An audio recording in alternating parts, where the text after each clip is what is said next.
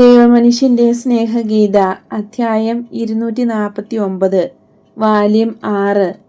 ഈശോ സിക്കോമിനോണിൽ ശിഷ്യന്മാരെ കണ്ടുമുട്ടുന്നു. ആഴമുള്ള നദീതീരത്ത് വച്ച് ഐസക്കിനെ കണ്ടുമുട്ടുന്നു. അയാളുടെ കൂടെ ഈശോയ്ക്ക് പരിചയമുള്ളവരും പരിചയമില്ലാത്തവരുമായ ശിഷ്യരുണ്ട്. അറിയപ്പെടുന്നവർ ഇവരെല്ലാമാണ്. തെളിവെള്ളം എന്ന സ്ഥലത്തെ സിനഗോഗ് തലവൻ തിമോത്തിയോസ്, നിശ്ചിത വിവാഹം നിമിത്തം ഭ്രഷ്ടാക്കപ്പെട്ട എമ്മാവൂസിലെ ജോസഫ്, ഈശോയെ അനുഗമിക്കുന്നതിനായി പിതാവിനെ സംസ്കരിക്കാൻ പോകാതിരുന്ന ചെറുപ്പക്കാരൻ സ്റ്റീഫൻ, കൂട്ടുകാരനായ സാമുവലിനോടുകൂടെ കൊറാസിമിൽ വച്ച് കുഷ്ഠരോഗത്തിൽ നിന്ന് സുഖമാക്കപ്പെട്ട ആബേൽ, ജെറീക്കോയിലെ കടത്തുവള്ളക്കാരനായ സോളമൻ, അങ്ങനെ എനിക്ക് തിരിച്ചറിയാൻ കഴിയുന്ന പലരുണ്ട്. എന്നാൽ അവരെ എവിടെ വച്ച് കണ്ടെന്നോ അവരുടെ പേരുകൾ എന്തെന്നോ ഓർക്കാൻ ഒട്ടും കഴിയുന്നില്ല. പല മുഖങ്ങളും പരിചിതമാണ്. ശിഷ്യന്മാരുടെ മുഖങ്ങളായി മാത്രം ഐസക്കും മറ്റു ശിഷ്യന്മാരും മാനസാന്തരപ്പെടുത്തിയവരും ഉണ്ട്. ഈശോയെ കണ്ടെത്താമെന്നുള്ള പ്രതീക്ഷയിൽ ശിഷ്യഗണത്തിലെ പ്രധാന സംഘത്തെ അനുഗമിക്കുന്നവരാണ് ഇവർ. അവരുടെ കണ്ടുമുട്ടൽ ലളിതവും സന്തോഷപ്രദവും ബഹുമാനം നിറഞ്ഞതുമാണ്.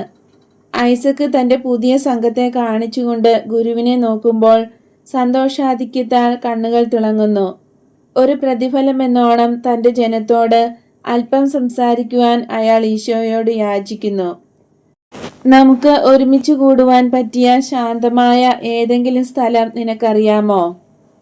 ഈ ഉൾക്കടലിൻ്റെ അങ്ങേയറ്റത്ത് ഒരു കടപ്പുറമുണ്ട്. മുക്കുവന്മാരുടെ ഏതാനും ചെറ്റപ്പുരകൾ മാത്രമേയുള്ളൂ. ഈ കാലത്ത് അവിടം ശൂന്യമാണ്. കാരണം കാലാവസ്ഥ പ്രതികൂലം. മത്സ്യങ്ങൾ ഉപ്പിടുന്ന കാലം കഴിഞ്ഞുപോയി.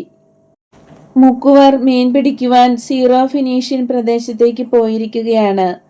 അവരിൽ പലരും നിന്നിൽ വിശ്വസിക്കുന്നു. നീ തീരപ്രദേശത്തെ പട്ടണങ്ങളിൽ പ്രസംഗിക്കുന്നെന്ന് കേട്ടതുകൊണ്ടോ നിന്റെ ശിഷ്യരെ കണ്ടതുകൊണ്ടോ ആണ് അവർ വിശ്വസിക്കുന്നത്. ഞങ്ങൾക്ക് വിശ്രമിക്കുവാനായി ചെറിയ വീടുകൾ അവർ തന്നു. ഒരു ദൗത്യം കഴിയുമ്പോൾ ഞങ്ങൾ അവിടെ പോകാറുണ്ട്. കാരണം അവിടെ ധാരാളം പ്രവർത്തിക്കുവാൻ സാധ്യതയുണ്ട്. പലതുകൊണ്ടും അവിടെ വഷളായിരിക്കുന്നു. സീറോ ഫിനീഷ്യ വരെ പോകുവാൻ ആഗ്രഹമുണ്ട്. കടലിൽ കൂടി അങ്ങോട്ട് പോകുവാൻ കഴിയും. തീരം വളരെ ചൂടേറിയതായതുകൊണ്ട് കാൽനടയായി പോകുവാൻ സാധ്യമല്ല. എന്നാൽ ഞാനൊരു ആട്ടിടയൻ, സമുദ്രസഞ്ചാരി അല്ലല്ലോ. എൻ്റെ കൂടെ ഉള്ളവരിലും ഒരുത്തന് പോലും കടൽയാത്ര പരിചയമില്ല.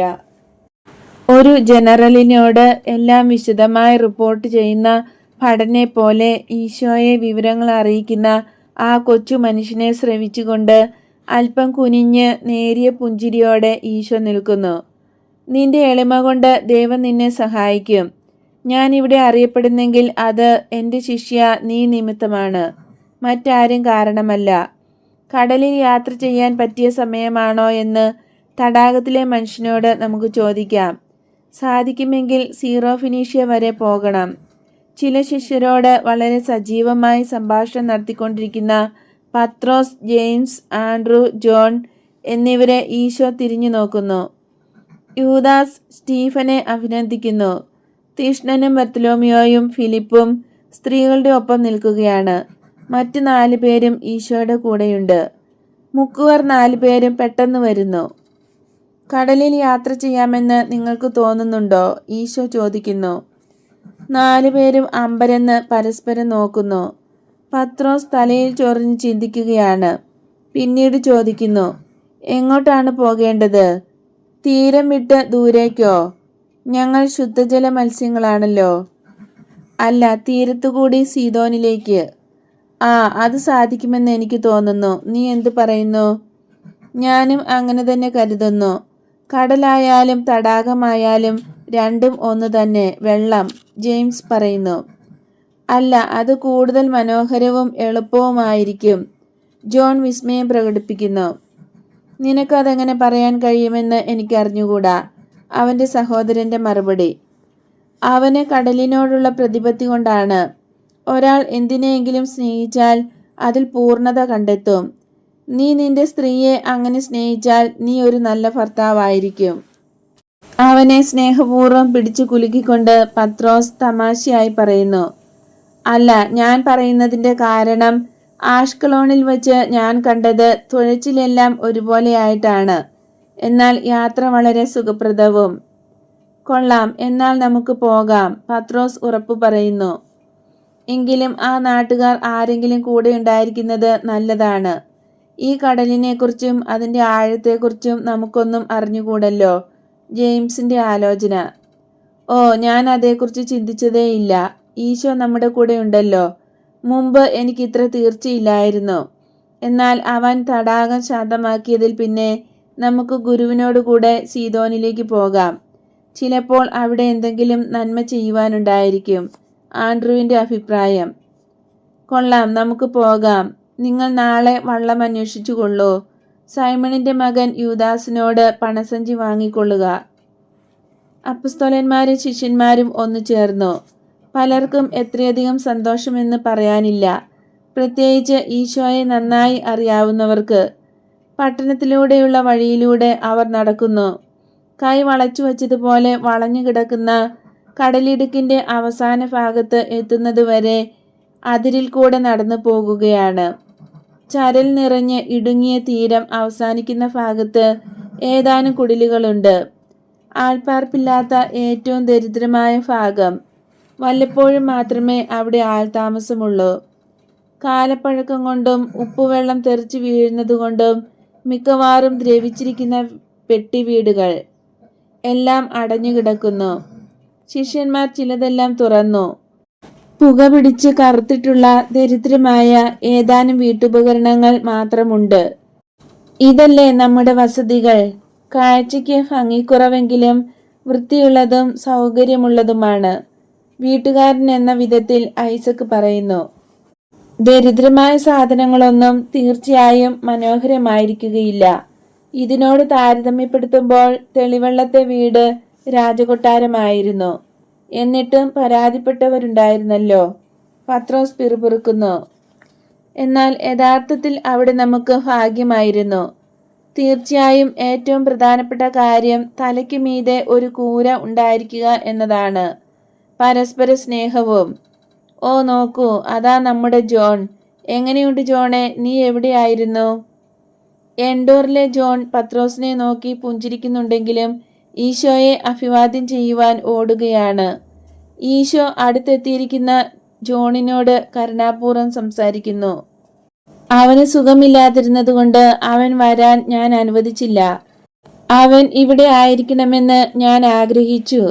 പട്ടണത്തിലുള്ളവരോടും രക്ഷകനെക്കുറിച്ച് ചോദിക്കുന്നവരോടും ഇടപെടാൻ ആൾ സമർത്ഥനാണ്, ഐസക് പറയുന്നു. എൻഡോറിലെ ജോൺ മുമ്പിലത്തേക്കാൾ മെലിഞ്ഞു. എന്നാൽ മുഖഭാവം കൂടുതൽ പ്രശാന്തമാണ്. മെലിച്ചിൽ നിമിത്തം ശരീരത്തിനാകെ മഹിമ വർദ്ധിക്കുകയാണുണ്ടായത്. അവന്റെ ശരീരവും ആത്മാവും വരിച്ച ഇരട്ട രക്തസാക്ഷിത്വത്തിന് പ്രതിസമ്മാനമാണെന്ന് മറ്റുള്ളവർക്ക് തോന്നും. ഈശോ അവനെ നിരീക്ഷിച്ചിട്ട് ചോദിക്കുന്നു, നിനക്കെന്താ സുഖമില്ലേ ജോൺ? നിന്നെ ഞാൻ ആദ്യമേ കാണുന്നതിന് മുമ്പുണ്ടായിരുന്ന ആരോഗ്യം ഒട്ടും മോശമായിട്ടുണ്ടെന്ന് തോന്നുന്നില്ല. ഇത് എൻ്റെ ശരീരത്തിൻ്റെ കാര്യം.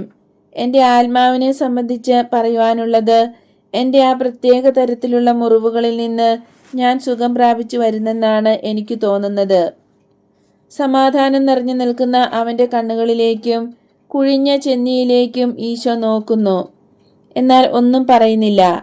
അവൻ ഒരു കൈ ജോണിൻ്റെ ചുമലിൽ വച്ചുകൊണ്ട് അവൻ്റെ കൂടെ ഒരു കുടിലിലേക്ക് കയറുകയാണ്. ക്ഷീണിച്ച പാദങ്ങൾ കഴുകുന്നതിന് ഉപ്പുവെള്ളവും ദാഹശമനത്തിന് തണുത്ത വെള്ളവും ചില ശിഷ്യർ കൊണ്ടുവന്നു കൊടുത്തു. വെളിയിൽ അത്താഴത്തിന് മേശ ഒരുക്കുന്നു. ഒരു പലക കഷ്ണമാണ് മേശ. ഏതാനും വള്ളിച്ചെടികൾ പടർന്ന് പന്തലിച്ചു കിടക്കുന്നതിന് താഴെയാണ് സജ്ജീകരണം. ത്രിസന്ധ്യാ നേരത്ത് മണൽ തീരത്തേക്ക് തിരകൾ അടിച്ചുകൊണ്ട് കടൽ അതിൻ്റെ സന്ധ്യാപ്രാർത്ഥന നടത്തുന്ന സമയത്ത് ഈശോ സ്ത്രീകളോടും അപ്പസ്തോലന്മാരോടും ഒരുമിച്ച് ആ പരുക്കൻ ഭക്ഷണമേശയിൽ അത്താഴത്തിനിരിക്കുന്നത് കാഴ്ചയ്ക്ക് എത്ര സുന്ദരം. മറ്റുള്ളവർ തറയിലോ കമഴ്ത്തിയിട്ട കുട്ടകളുടെ മീതെയോ പ്രധാന മേശയ്ക്ക് ചുറ്റുമായി ഇരിക്കുന്നു. ഭക്ഷണം വേഗം കഴിഞ്ഞു. അതിലും വേഗത്തിൽ മേശ വൃത്തിയാക്കലും കാരണം പാത്രങ്ങൾ വളരെ കുറവ്. പ്രധാന അതിഥികൾക്ക് തന്നെയും കഷ്ടിച്ചു കൊടുക്കുവാനുള്ള പാത്രങ്ങൾ മാത്രം. നക്ഷത്രരഹിതമായ ആ രാത്രി കൂടുതൽ കൂടുതൽ ഇരുണ്ട് നീല നിറമായി.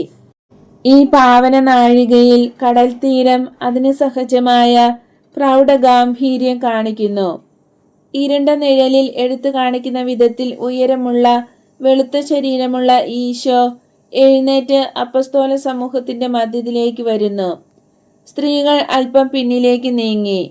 അടുത്തുള്ള ചതുപ്പിൽ നിന്നും കൂട്ടമായി വരുന്ന കൊതുകിനെ അകറ്റാനും വെളിച്ചം ലഭിക്കുവാനുമായി ഐസക്കും വേറൊരാളും കൂടെ തീ കൂട്ടുന്നു.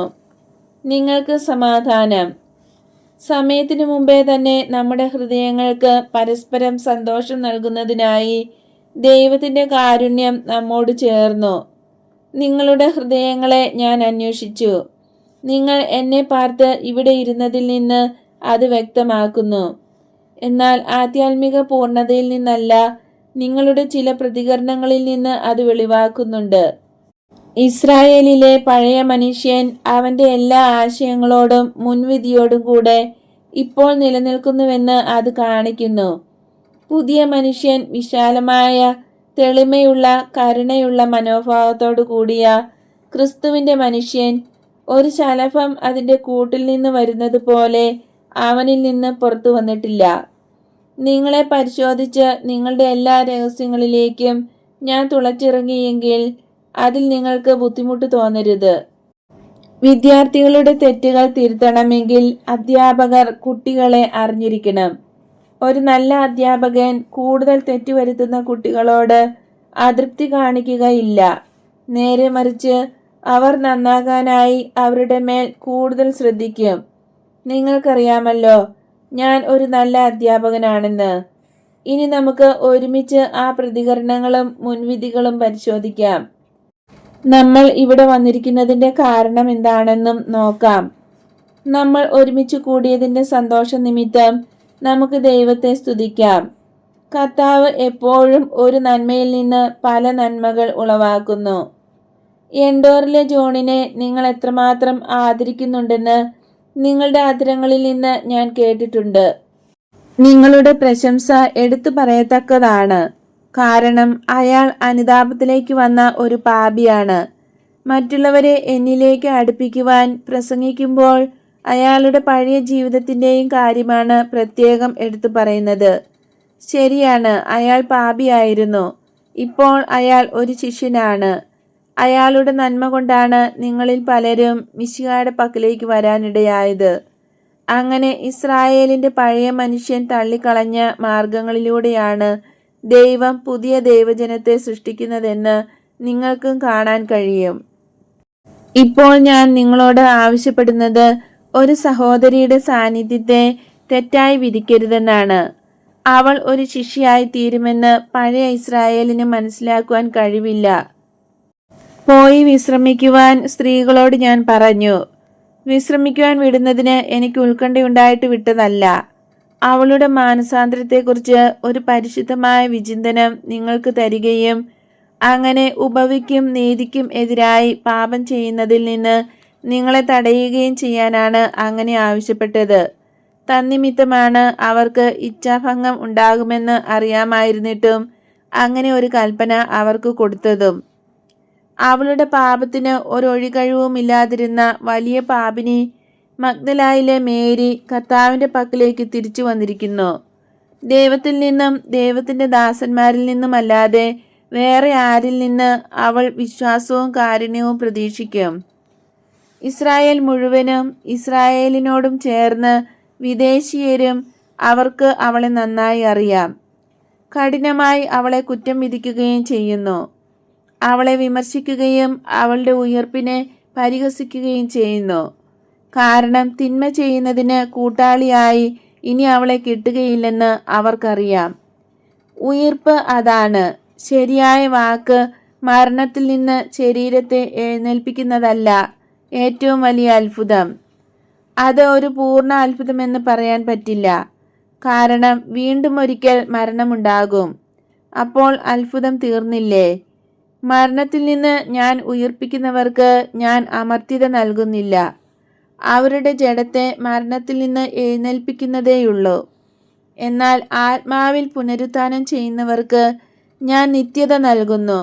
ശരീരത്തിൽ മരിച്ച ഒരു മനുഷ്യൻ ജീവിതത്തിലേക്ക് തിരിച്ചു വരുന്നതിന് അവൻ്റെ മനസ്സ് എൻ്റേതിനോട് യോജിപ്പിക്കുന്നില്ല. അതിനാൽ അയാൾക്ക് പ്രത്യേക യോഗ്യതയൊന്നുമില്ല. എന്നാൽ ആധ്യാത്മികമായി പുനർജീവൻ പ്രാപിക്കുന്ന ഒരാൾക്ക് ഉറച്ച മനസ്സുണ്ട്. ആദ്യമേ തന്നെ അവൻ്റെ മനസ്സിൻ്റെ നിശ്ചയനിമിത്തമാണ് അവൻ ജീവനിലേക്ക് വരുന്നത്. അതിനാൽ അവൻ സമ്മാനത്തിന് അർഹതയുള്ളവനാണ്, യോഗ്യതയുള്ളവനാണ്. ഞാനിത് പറയുന്നത് എന്നെ തന്നെ ന്യായീകരിക്കുവാനല്ല. എൻ്റെ പ്രവൃത്തികളുടെ കണക്ക് ദൈവത്തിന് മാത്രം കൊടുത്താൽ മതി. എന്നാൽ നിങ്ങൾ എൻ്റെ ശിഷ്യരാണ്. നിങ്ങൾ ഓരോരുത്തരും മറ്റൊരു ശിഷ്യനായി തീരണം. ആഴത്തിൽ പതിഞ്ഞിരിക്കുന്ന ചില കുറ്റങ്ങളിൽ നിന്നും അജ്ഞതയിൽ നിന്നും നിങ്ങൾ മാറിയവരായിരിക്കും. അല്ലെങ്കിൽ പേരിന് മാത്രം ദൈവത്തോട് ബന്ധപ്പെട്ട അനേകരിൽ നിങ്ങളും ഉൾപ്പെട്ടു പോകും. എല്ലാ പ്രവൃത്തികളും നന്മയാക്കാവുന്നതാണ്.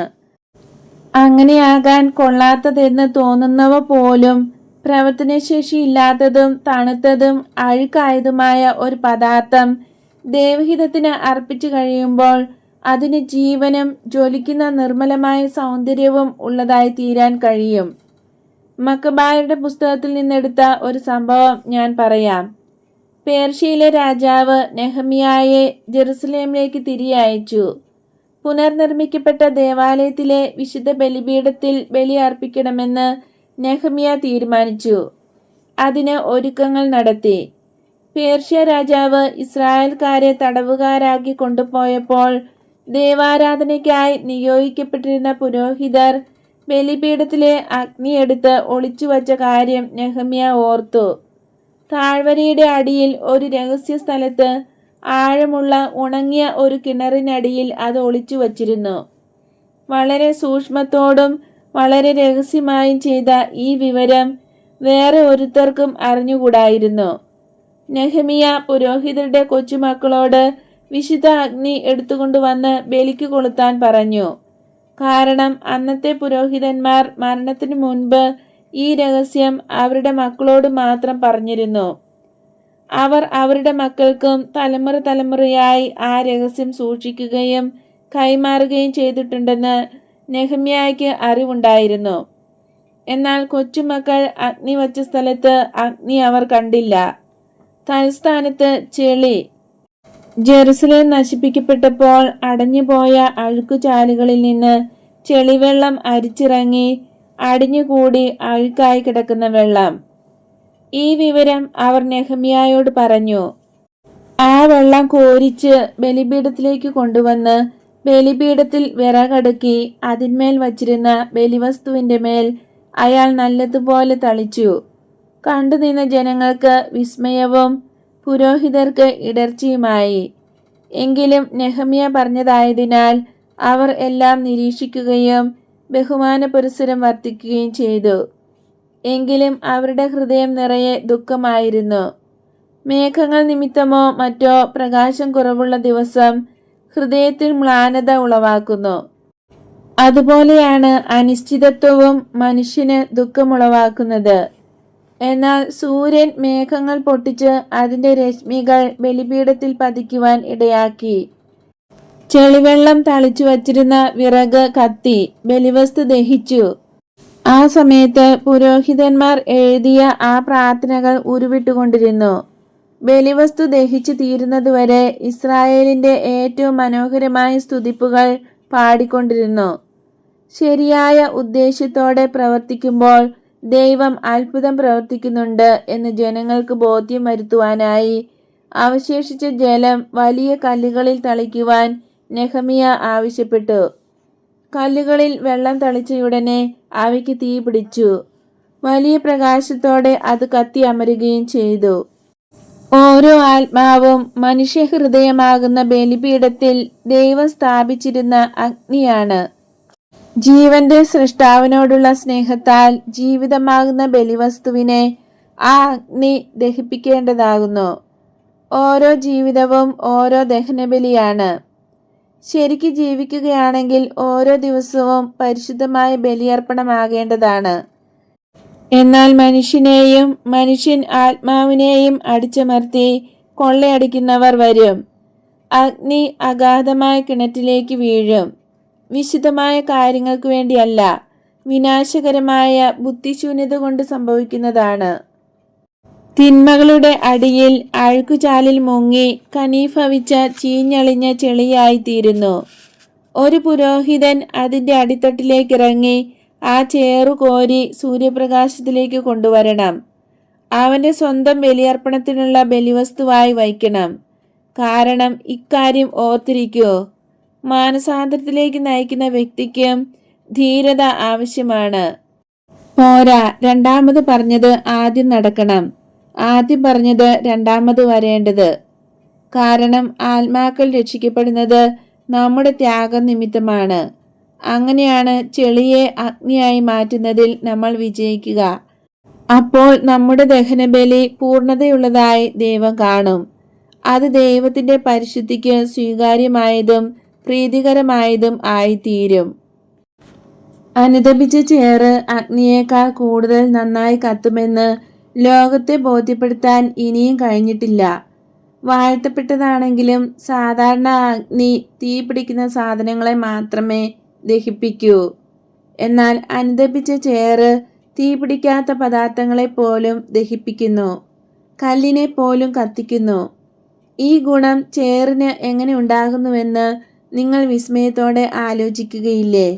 നിങ്ങൾക്ക് ഒട്ടും പിടികിട്ടുന്നില്ലേ? ഞാൻ പറഞ്ഞു തരാം. അനുതാപത്തിൻ്റെ ശക്തിയിൽ അവർ ദൈവവുമായി ഒന്നായി തീരുന്നു. ജ്വാല ജ്വാലയോട് ചേരുന്നു. ഉയരുന്ന ജ്വാല താഴുന്ന ജ്വാല. പരസ്പരം സ്നേഹിക്കുകയും കണ്ടുമുട്ടുകയും ചെയ്യുന്നവരുടെ ആലിംഗനം. രണ്ടുപേരും കൂടെ ചേർന്ന് ഒന്നു മാത്രമായി അവശേഷിക്കുന്നു. ദൈവത്തിൻ്റെ ജ്വാല കൂടുതൽ ശ്രേഷ്ഠമായതുകൊണ്ട് അത് കവിയുന്നു, മികവ് നൽകുന്നു, തുളച്ചു കയറുന്നു, ആഗിരണം ചെയ്യുന്നു. അങ്ങനെ അനുതപിച്ച ചേറ് സൃഷ്ടിക്കപ്പെട്ട ഒരു വസ്തുവിൻ്റെ താരതമ്യേന താണ ജ്വാലയല്ല. ഇനിമേലിൽ അത് സൃഷ്ടിക്കപ്പെടാത്തതിൻ്റെ, അത്യുന്നതൻ്റെ, പരമശക്തൻ്റെ, അപരിമിതനായ ദൈവത്തിൻ്റെ അപാരമായ ജ്വാലയാണ്. നേരായിട്ടും പൂർണ്ണമായിട്ടും മാനസാന്തരപ്പെട്ടവരെല്ലാം അതാണ്. അവർ വളരെ ഔദാര്യത്തോടെ അവരുടെ മാനസാന്തരത്തിൽ ശ്രദ്ധിച്ചു. പഴയ ജീവിതത്തിലേക്ക് ഒന്നും കയ്യിൽ വയ്ക്കാതെ അവരെ തന്നെ ഒന്നാമതായി ദഹിപ്പിച്ചു. അവരിൽ ഭാരം കൂടിയ ഭാഗം, കട്ടിയുള്ള ഭാഗം ചേറിൽ നിന്നുയരുന്ന ജ്വാലയിൽ ദഹിപ്പിച്ചു. ഈ ജ്വാല കൃപാവരത്തിലേക്ക് ഓടിച്ചെന്നു. കൃപാവരം അതിനെ സ്പർശിച്ചു. ഞാൻ തർപ്പിച്ചു പറയുന്നു, ഇസ്രായേലിലെ നിരവധി കല്ലുകൾ ദൈവത്തിൻ്റെ അഗ്നിയാൽ ആക്രമിക്കപ്പെടുമെന്ന്. ഈ അഗ്നികുണ്ഡങ്ങളാണ് അതിന് കാരണമാകുന്നത്. ഈ അഗ്നികുണ്ഡങ്ങൾ ആളിക്കത്തി മനുഷ്യപ്രകൃതി മുഴുവൻ ദഹിപ്പിക്കപ്പെടും. ആ സൃഷ്ടി ദഹിച്ചു തീരും. അനന്തരം സ്വർഗത്തിലുള്ള അവരുടെ സിംഹാസനങ്ങളിൽ നിന്ന് ഭൂമിയിലുള്ള കല്ലുകൾ മന്ദത, തീരുമാനമില്ലായ്ക, ഭീരുത്വം ഇത്യാദി എല്ലാറ്റിനെയും തുടർന്ന് ദഹിപ്പിച്ചുകൊണ്ടിരിക്കും. ഇവർ സ്വഭാവാതീതമായി കത്തിജ്വലിക്കുന്ന സ്ഫടികം പോലെ ഏകവും ത്രിത്വവുമായിരിക്കുന്ന പ്രകാശത്തെ കേന്ദ്രീകരിച്ച് മനുഷ്യവംശത്തിലേക്ക് അയക്കുകയും അതിനെ ദൈവിക അഗ്നിയിൽ കത്തിക്കുകയും ചെയ്യും. എൻ്റെ പ്രവൃത്തികളെ ന്യായീകരിക്കേണ്ട ആവശ്യം എനിക്കില്ല എന്ന് ഞാൻ ആവർത്തിച്ച് പറയുന്നു. എന്നാൽ എൻ്റെ ആശയം നിങ്ങൾ മനസ്സിലാക്കണമെന്നും അത് നിങ്ങളുടെ സ്വന്തമാക്കണമെന്നും ഞാൻ ആവശ്യപ്പെടുന്നു. തെറ്റായ ഒരു ധാരണ, അനുതപിക്കുന്ന ഒരു പാപിയെ സ്വീകരിച്ചാൽ ദൈവത്തെ അശുദ്ധമാക്കുമെന്നുള്ള ഫരിസേയർ കടുത്ത സംശയം, ഇവയൊന്നും ഇപ്രകാരമുള്ള ഒരു പ്രവൃത്തിയിൽ നിന്ന് ഒരിക്കലും നിങ്ങളെ തടയരുത്. നിങ്ങളെ ഞാൻ ഏൽപ്പിച്ചിരിക്കുന്ന ദൗത്യ നിർവഹണത്തിൽ മകുടം ചൂടലായിരിക്കും ഈ പറഞ്ഞ രീതിയിൽ അനുതപിക്കുന്ന പാപികളെ സ്വീകരിക്കുന്നത്. ഇക്കാര്യം എപ്പോഴും നിങ്ങളുടെ ഓർമ്മയിൽ ഉണ്ടായിരിക്കണം. അതായത്, ഞാൻ വന്നത് വിശുദ്ധരെ രക്ഷിക്കുവാനല്ല, പാപികളെ രക്ഷിക്കുവാനാണ്. നിങ്ങളും അപ്രകാരം ചെയ്യുക. കാരണം ശിഷ്യൻ ഗുരുവിനേക്കാൾ വലിയവനല്ല. ഭൂമിയിലെ ഏറ്റവും നീചരായ പാപികളെ ജീവിതത്തിൻ്റെ ഏറ്റവും അവസാന കാലത്ത് സ്വർഗത്തിൽ ആവശ്യം തോന്നുന്നവരെ കൈപിടിച്ചു നടത്തുന്നതിൽ ഞാൻ വെറുപ്പ് കാണിക്കുന്നില്ലല്ലോ. നേരെ മറിച്ച് വലിയ സന്തോഷത്തിലാണ്. ഞാനാണ് അവരെ ദൈവത്തിന്റെ പക്കലേക്ക് നയിക്കുന്നത്. കാരണം അതാണ് എൻ്റെ ദൗത്യം.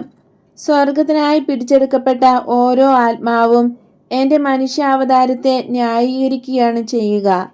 മനുഷ്യാവതാരം എൻ്റെ അപരിമേയതയ്ക്ക് കുറവ് വരുത്തി എന്നെ എളിമപ്പെടുത്തുന്നതായിരുന്നു. അപൂർണരായ നിങ്ങൾ, മനുഷ്യരായ നിങ്ങൾ അത് ചെയ്യുന്നതിന് മടി വിചാരിക്കരുത്. നിങ്ങളെല്ലാവരും തന്നെ പൂർണ്ണത കുറവുള്ളവരാണ്. കാരണം നിങ്ങളും പാപികളായ സഹോദരങ്ങളുടെ പ്രകൃതക്കാരാണ്.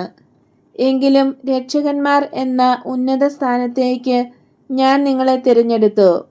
അങ്ങനെ ചെയ്തത് ഭൂമിയിലെ എൻ്റെ വേല നിങ്ങൾ തുടർന്ന് ചെയ്ത് അവസാനമില്ലാത്ത ഒരു ജീവിതം ഞാൻ ഇവിടെ ജീവിച്ചാൽ എന്ന പോലെ ഫലം നേടാനാണ്. അത് അങ്ങനെ തന്നെയായിരിക്കും. കാരണം എൻ്റെ സഭയുടെ മഹത്തായ ശരീരത്തിന് ജീവൻ നൽകുന്ന അരൂപി ഞാനാണ്. ജീവൻ നിലനിർത്തുന്ന അവയവം എൻ്റെ വൈദിക സമൂഹമായിരിക്കും. വിശ്വാസികളാകുന്ന എണ്ണമറ്റ കോശങ്ങൾ ഈ പ്രധാന അവയവത്തിൻ്റെ ചുറ്റും വന്നു ചേർന്ന് ഒരു ശരീരമായി തീരും. ഈ സഭാശരീരത്തെ ഈശോയുടെ ശരീരം എന്നായിരിക്കും വിളിക്കുക. എന്നാൽ പുരോഹിത അവയവം ജീവനില്ലാത്തതാണെങ്കിൽ ആ എണ്ണമറ്റ കോശങ്ങൾക്ക് ജീവിക്കുവാൻ കഴിയുമോ? തങ്ങളുടെ ദൗത്യം നിർവഹിക്കാതെ തടസ്സപ്പെട്ട് കിടക്കുന്ന നിരുപയോഗമായ വെള്ളത്തൊട്ടികളും ചാലുകളും അവഗണിച്ചുകൊണ്ട് തന്നെ എല്ലാ കോശങ്ങളിലേക്കും അവ എത്ര അകലെയുള്ളവയായിരുന്നാൽ പോലും എൻ്റെ ജീവൻ എത്തിച്ചു കൊടുക്കുവാൻ കഴിയും. കാരണം ഞാൻ ആ ശരീരത്തിലുണ്ട്. മഴ അതിനിഷ്ടമുള്ളിടത്തെല്ലാം പെയ്യുന്നു. നല്ല കോശങ്ങൾക്ക് ജീവൻ ആഗ്രഹിക്കുവാനുള്ള കഴിവ് അവയിൽ തന്നെ ഉള്ളതിനാൽ അവ എൻ്റെ ജീവിതം നയിക്കും. എന്നാൽ അന്ന് ക്രിസ്ത്യാനികളുടെ സ്ഥിതി എന്തായിരിക്കും? ഒന്നിനടുത്ത് ഒന്നായി നിൽക്കുന്ന ആത്മാക്കളുടെ ഒരു ഗണമായിരിക്കും. ഒന്നിനടുത്ത് ഒന്നാണെങ്കിലും അവരുടെ ഇടയിലുള്ള ചാലുകളും വെള്ളത്തൊട്ടികളും നിമിത്തം അവർ വേർപെട്ടാണിരിക്കുന്നത്. ഇവ അവരെ തമ്മിൽ ബന്ധിപ്പിക്കുന്ന കണ്ണികളായി തീരുന്നില്ല. കേന്ദ്രത്തിൽ നിന്ന് ഒഴുകി വരുന്ന ജീവരക്തം അവയ്ക്ക് നൽകുന്നുമില്ല. പോരാ, അവരെ തമ്മിൽ ഭിന്നിപ്പിക്കുന്ന ഭിത്തികളും കുത്തനെ നിൽക്കുന്ന മലകളും ഉയർത്തുന്നു. എന്നാൽ അവയെ മറികടന്ന് കോശങ്ങൾ പരസ്പരം നോക്കും. മാനുഷികമായ രീതിയിൽ അവയ്ക്ക് പരസ്പരം ശത്രുതയാണുണ്ടാകുക. സ്വഭാവാതീത രീതിയിൽ അവർ വിവശരും അന്തരാത്മാവിൽ ഇങ്ങനെ പറയുന്നവരുമായിരിക്കും: കാര്യങ്ങൾ ഇങ്ങനെയാണെന്നാലും ഞങ്ങൾ സഹോദരങ്ങളായിരുന്നു. അവർ ഞങ്ങളെ ഭിന്നിപ്പിച്ചെങ്കിലും ഇപ്പോഴും ഞങ്ങൾ സഹോദരങ്ങൾ തന്നെ. ആത്മാക്കൾ തമ്മിൽ അടുക്കും, എന്നാലും ഒന്ന് ഒന്നിന്റെ ഭാഗമായി തീരുകയില്ല. രണ്ടെണ്ണം പരസ്പരം ഐക്യപ്പെട്ട് ഒന്നായി തീരുകയില്ല. ഇപ്രകാരമുള്ള നഷ്ടശിഷ്ടങ്ങളുടെ മേൽ എൻ്റെ സ്നേഹം ദുഃഖത്തോടെ പ്രകാശിക്കും. മേൽപ്പറഞ്ഞ ശീഷ്മകളെക്കുറിച്ചാണോ എന്ന് ശങ്കിക്കേണ്ട. ഏകമായി കഴിയുന്ന എല്ലാ ആത്മാക്കളെയും ഇത് ബാധിക്കുന്നു. ഈ ആത്മാക്കളെ സ്നേഹിച്ചു വളർത്താനോ പരിപാലിക്കാനോ പുരോഹിതർ തുനിയുന്നില്ല. അവരുടെ ദൗത്യത്തിൽ അവർ പരാജയപ്പെടുന്നു. അവരുടെ കടമ ഞാൻ പറയുന്നത് പറയുകയും ഞാൻ ചെയ്യുന്നത് ചെയ്യുകയുമാണ്. അതായത് ഈ വാക്കുകൾ അവർ എല്ലാവരോടും പറയണം: നിങ്ങളെല്ലാവരും എൻ്റെ അടുക്കൽ വരുവിൻ, നിങ്ങളെ ഞാൻ ദൈവത്തിൻ്റെ പക്കലേക്ക് നയിക്കാം. നിങ്ങൾ സമാധാനത്തിൽ പോകുക, ദൈവം നിങ്ങളോടുകൂടെ ഉണ്ടായിരിക്കട്ടെ. ജനക്കൂട്ടം സാവകാശം അവരുടെ വീടുകളിലേക്ക് തിരിഞ്ഞു പോകുന്നു. എൻഡോറിലെ ജോണും എഴുന്നേറ്റു. ഈശോയുടെ വാക്കുകൾ ഇയാൾ എഴുതിയെടുക്കുന്നുണ്ടായിരുന്നു. വെളിച്ചം കിട്ടാൻ തീയുടെ അടുത്തിരുന്ന് എഴുതിയതിനാൽ മുഖമാകെ ചെമന്നു. നിന്റെ ഗുരുവിനോട് കൂടെ അല്പസമയം നിൽക്കൂ. ഇങ്ങനെ പറഞ്ഞുകൊണ്ട് ഈശോ അയാളെ അരികിൽ ചേർത്ത് നിൽക്കുന്നു. ജനങ്ങളെല്ലാം പിരിഞ്ഞു പോയി കഴിഞ്ഞു. നമുക്ക് വെള്ളത്തിനടുത്തുള്ള ആ പാറ വരെ പോകാം. ചന്ദ്രൻ ഉയർന്നു നിൽക്കുന്നത് കൊണ്ട് നമുക്ക് വഴി കാണുവാൻ കഴിയും. ജോൺ ഒരു തടസ്സവും പറയുന്നില്ല. വീടുകളിൽ നിന്ന് ഏകദേശം 200 മീറ്റർ അകലെ വരെ നടന്ന് ഒരു പാറയിൽ ഇരിക്കുന്നു. ആ പാറ കടൽപ്പാലത്തിന്റെ അവശിഷ്ടമാണോ, അതോ കീഴ്ക്കാൻ തൂക്കായ പാറയുടെ അറ്റമാണോ, അതോ കടൽ വിഴുങ്ങിയ ചെറുവീടുകളിൽ ഒന്നിന്റെ ഭാഗമാണോ എന്നറിഞ്ഞുകൂടാ. പാറയിലെ ചെറിയ വിള്ളലുകളും തള്ളി നിൽക്കുന്ന ഭാഗങ്ങളും പടികൾ പോലെ ചവിട്ടിക്കയറാൻ പറ്റുന്നവയാണ്. കടലിന് അഭിമുഖമായി നിൽക്കുന്ന ഭാഗം കീഴ്ക്കാൻ തൂക്കാണ്. വേലിയേറ്റമായതിനാൽ പാറയുടെ പകുതിയോളം വെള്ളം ഉയർന്നിട്ടുണ്ട്. അത് മെല്ലെ പാറയിലടിച്ച് നെടുവീർപ്പിട്ട് പുറകോട്ട് പോകുന്നു. അല്പസമയം നിശ്ചലമായി നിന്ന ശേഷം വീണ്ടും അലയടിയുടെ സംഗീതം ഉതിർത്തുകൊണ്ട് പാറയിൽ അടിക്കുന്നു. ഈശോയും ജോണും പാറയുടെ നെറുകയിലിരുന്ന് സംസാരം തുടങ്ങി. നിലാവെളിച്ചത്തിൽ സമുദ്രം കൂടുതൽ നീല നിറമായി. കുറച്ചു മുമ്പ് അത് കറുത്തിരുണ്ട് മൈതാനം പോലെയായിരുന്നു. പൂനിലാവ് ഇപ്പോൾ ഒരു വെള്ളിരേഖ നീലിമയുടെ മുകളിൽ വരച്ചിട്ടുണ്ട്. ജോണെ, നിന്റെ ശാരീരിക സഹനത്തെപ്പറ്റി നിന്റെ ഗുരുവിനോട് നീ പറയുകയില്ലേ? എൻ്റെ കർത്താവെ, നിനക്കറിയാമല്ലോ, എൻ്റെ ശരീരം സഹിക്കുന്നു എന്ന് പറയല്ലേ. അത് തീർന്നുകൊണ്ടിരിക്കുകയാണ്. അതാണ് കൂടുതൽ ശരിയെന്ന് എനിക്കറിയാം. അത് തീർന്നുകൊണ്ടിരിക്കുന്നത് സന്തോഷമാണ് എന്നിൽ വരുത്തുന്നതെന്ന് നിനക്കറിയാം. കർത്താവെ, അങ്ങേക്ക് നന്ദി. അഗ്നിയായി തീരുന്ന ചെളിയിൽ എന്നെ തന്നെ ഞാൻ കാണുന്നു. എന്നാൽ കല്ലുകളെ കത്തിക്കുവാനും മാത്രം സമയം എനിക്കുണ്ടാവുകയില്ല. ഞാൻ താമസിയാതെ തന്നെ മരിക്കും. ലോകത്തിൻ്റെ വിദ്വേഷം നിമിത്തം ഞാൻ ഏറെ സഹിച്ചു. ദൈവത്തിൻ്റെ സ്നേഹനിമിത്തം ഞാൻ വളരെയധികം ആനന്ദിക്കുന്നു. എന്നാൽ ജീവിതത്തെ ഓർത്ത് ഞാൻ കുണ്ഠിതപ്പെടുന്നില്ല. ഞാൻ ഇനിയും പാപം ചെയ്യുവാൻ പാടുണ്ട്. അല്ലെങ്കിൽ നീ ഞങ്ങളെ ഏൽപ്പിക്കുന്ന ദൗത്യ നിർവഹണത്തിൽ പരാജയപ്പെടാൻ പാടുണ്ട്. എൻ്റെ ജീവിതത്തിൽ 2 പ്രാവശ്യം ഞാൻ വിജയിച്ചില്ല. കാരണം എൻ്റെ ഭാര്യയെ നല്ലവളാക്കാൻ എനിക്ക് കഴിയാതെ പോയി. അങ്ങനെ തന്നെ സംഭവിക്കുക യുക്തമായിരുന്നു. എന്നെ തന്നെ നന്നാക്കാൻ കഴിയാതിരുന്നതിനാൽ അവളെ നന്നാക്കാൻ പറ്റിയില്ല. ഒരു ശിഷ്യനെന്ന നിലയിലും ഞാൻ പരാജയപ്പെടാൻ സാധ്യതയുണ്ട്. എന്നാൽ അങ്ങേപ്പക്കൽ പരാജയമാകാൻ ഞാൻ ആഗ്രഹിക്കുന്നില്ല. പാപം ചെയ്യുവാൻ സാധ്യതയില്ലാത്ത ഒരു സ്ഥലത്തേക്കാണ് മരണം എന്നെ നയിക്കുന്നതെങ്കിൽ മരണത്തിനു സ്വാഗതം. മരണം അനുഗ്രഹീതമാകട്ടെ. എന്നാൽ പഠിപ്പിക്കുന്ന ഒരു ശിഷ്യനാകാനല്ല ഞാൻ വിളിക്കപ്പെട്ടിരിക്കുന്നതെങ്കിൽ ഞാൻ സഹനബലിയുടെ ശിഷ്യനായി തീരും. അതിനാണ് അങ്ങേ ദൗത്യത്തോട് കൂടുതൽ ചേർച്ചയുള്ളത്. ഇന്ന് പ്രസംഗത്തിൽ അങ്ങ് ഇത് പറഞ്ഞായിരുന്നു, നമ്മളെ തന്നെ ആദ്യം ദഹിപ്പിക്കുക എന്ന്. ജോണെ, നീ സഹിക്കുന്നത് നിന്റെ വിധിയാണോ, അതോ നീ ചെയ്യുന്ന ഒരു അർപ്പണമാണോ? ഞാൻ ചെയ്യുന്ന ഒരർപ്പണം. അഗ്നിയായി തീർന്ന ചെളിയെ ദൈവം നിരസിക്കുകയില്ലെങ്കിൽ. നീ വളരെ പ്രായശ്ചിത്തം ചെയ്യുന്നുണ്ട് ജോണെ. വിശുദ്ധൻ പ്രായശ്ചിത്തം ചെയ്യുന്നു. അവരിൽ ഒന്നാമൻ അങ്ങ് തന്നെ. ധാരാളം കടം വീട്ടുവാനുള്ള ഒരുത്തൻ പ്രായശ്ചിത്തം ചെയ്യുക തന്നെ വേണം. എൻ്റെ പ്രായശ്ചിത്തം ഒന്നും ദൈവത്തിന് ഇഷ്ടമില്ലെന്ന് അങ്ങ് കരുതുന്നുണ്ടോ? അത് ചെയ്യുന്നതിൽ നിന്ന് അങ്ങ് എന്നെ തടയുകയാണോ? സ്നേഹിക്കുന്ന ഒരാത്മാവിൻ്റെ നല്ല ആഗ്രഹങ്ങളിൽ ഞാൻ ഒരിക്കലും ഇടപെടുകയില്ല. വസ്തുതകൾ കാണിച്ചുകൊണ്ട് സഹനം പരിഹാരമാണെന്നും ദുഃഖം രക്ഷയാണെന്നും പ്രസംഗിക്കുവാനാണ് ഞാൻ വന്നിരിക്കുന്നത്. എന്നെ തന്നെ നിഷേധിച്ച് പൂർവപരവിരുദ്ധമായി സംസാരിക്കുവാൻ എനിക്ക് സാധ്യമല്ല. കർത്താവെ, അങ്ങേക്ക് നന്ദി. അതുതന്നെയായിരിക്കും എൻ്റെ ദൗത്യം. ജോണെ, നീ എഴുതിക്കൊണ്ടിരുന്നത് ഞാൻ കണ്ടല്ലോ. എന്താണ് നീ എഴുതിയത്?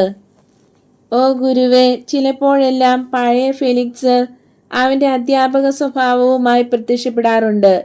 ഞാൻ മാർജിയാമിനെ കുറിച്ച് ചിന്തിക്കുകയാണ്. നിന്നെ പ്രസംഗിക്കുവാൻ അവൻ ഒരു ജീവിതകാലം മുഴുവനുണ്ട്. എന്നാൽ പ്രായക്കുറവ് നിമിത്തം നിന്റെ പ്രസംഗം കേൾക്കാൻ അവൻ ഇവിടെ വരാൻ സാധിക്കുന്നില്ല.